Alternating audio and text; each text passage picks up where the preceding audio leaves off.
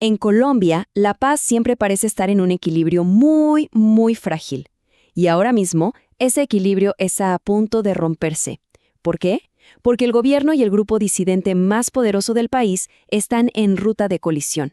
Todo esto se intensificó por una sola amenaza, una que podría cambiar el futuro democrático de toda la nación.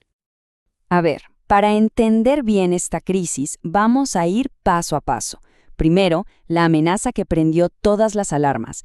Después, vamos a ver quién es el hombre detrás de todo esto. Luego, el verdadero poder de su organización, la guerra de declaraciones que tiene con el gobierno. Y al final, lo más importante, ¿qué significa todo esto para el sueño de la paz en Colombia? Bueno, todo explotó por una sola declaración. Una advertencia muy directa y muy específica que puso al país entero en estado de alerta. Esas fueron las palabras de Iván Mordisco. Y ojo, no es una amenaza al aire, es un desafío frontal, un desafío directo a la democracia colombiana. Básicamente está diciendo que podría sabotear las elecciones presidenciales de 2026. Con estas palabras, el grupo armado ilegal más grande del país acaba de poner en jaque la estabilidad de toda la nación. Ok, entonces la pregunta es obvia. ¿Quién es este personaje? ¿Quién es el hombre que se atreve a desafiar así al Estado colombiano? ¿Quién es Iván Mordisco? Bueno, su alias es Iván Mordisco, pero su nombre real es Néstor Gregorio Vera Fernández. Él es nada más y nada menos que el comandante del Estado Mayor Central, o EMC, que hoy por hoy es la disidencia más poderosa y grande de las antiguas FARC. Y su historia, en resumen, es la de un guerrillero que nunca quiso la paz. A ver, un repaso rápido a su vida. Se metió a la guerrilla siendo casi un niño. Fue escalando hasta ser comandante. Y, aquí viene lo clave, fue el primer líder de las FARC que dijo: yo no le entro al acuerdo de paz, incluso antes de que se firmara. Pero la parte más increíble, casi de película de su historia, llegó en 2022.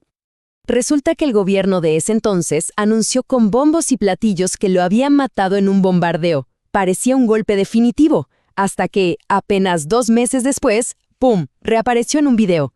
Este regreso, casi de entre los muertos, no solo dejó en ridículo la narrativa oficial, sino que también hizo crecer su leyenda, su mística. Pero Mordisco no está solo, claro. Es la cabeza de una organización muy poderosa.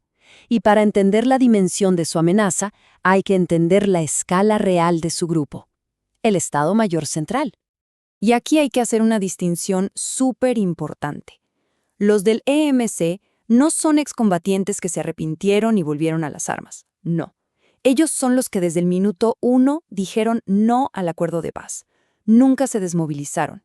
Y eso los hace una fuerza ideológicamente mucho más dura, más radical. Y para que quede claro, no todas las disidencias son amigas. De hecho, el MC de Mordisco está en guerra a muerte con la Segunda Marquetalia, el otro gran grupo disidente. Para el EMC, los de la Segunda Marquetalia son unos traidores por haber firmado la paz para después arrepentirse. Así que no son aliados, son enemigos acérrimos peleando por territorio y por las rutas de la droga. Ahora, hablemos de números, de su poder de fuego. La inteligencia militar calcula que el EMC tiene más de 3.000 miembros entre combatientes y redes de apoyo. O sea, no estamos hablando de un grupito de rebeldes. Esto es, en la práctica, un pequeño ejército. Pero lo que de verdad asusta no es solo cuántos son ahora, sino lo rápido que están creciendo. Miren el gráfico. En apenas 6 años han más que triplicado su tamaño. Un crecimiento del 208%. Esto nos habla de una capacidad de reclutamiento brutal que se alimenta del abandono del Estado y de la falta de oportunidades en muchas partes del país. Pero si la cifra anterior les pareció grande, esperen escuchar esta, porque es la más impactante de todas. Se calcula que el EMC tiene presencia en el 62% del territorio colombiano, más de la mitad del país. No son zonas aisladas, es una red de influencia que se extiende por 225 municipios. Un poder que en muchas regiones compite cara a cara con el del propio Estado. ¿Y de dónde sale la plata para toda esta maquinaria de guerra? Pues de un portafolio de negocios criminales. El narcotráfico, por supuesto, es la columna vertebral, pero también la minería ilegal de oro que destruye el medio ambiente, la extorsión a la gente común, Y el peor de todos, el crimen de guerra de reclutar a la fuerza a personas, muchas veces a menores de edad. Y claro, este conflicto no es solo de balas y bombas, también es una guerra de narrativas, de palabras, un enfrentamiento directo entre la versión de Iván Mordisco y la del presidente de Colombia, Gustavo Petro. Y la verdad es que las dos visiones son como el agua y el aceite, totalmente irreconciliables. Por un lado, Mordisco se presenta como un líder político, un defensor de los territorios, casi un revolucionario. Por el otro, el presidente Petro le quita la máscara y dice, no, este señor es un narcotraficante y un terrorista, responsable de reclutar niños y de atacar a la población civil. Y la respuesta del gobierno ha sido contundente. Con esta declaración, el presidente Petro básicamente trazó una línea en la arena. Se acabó la ambigüedad.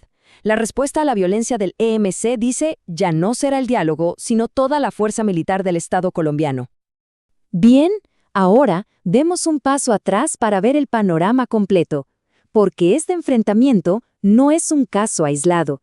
¿Qué significa realmente este choque para el futuro de Colombia? La clave de todo está en esto.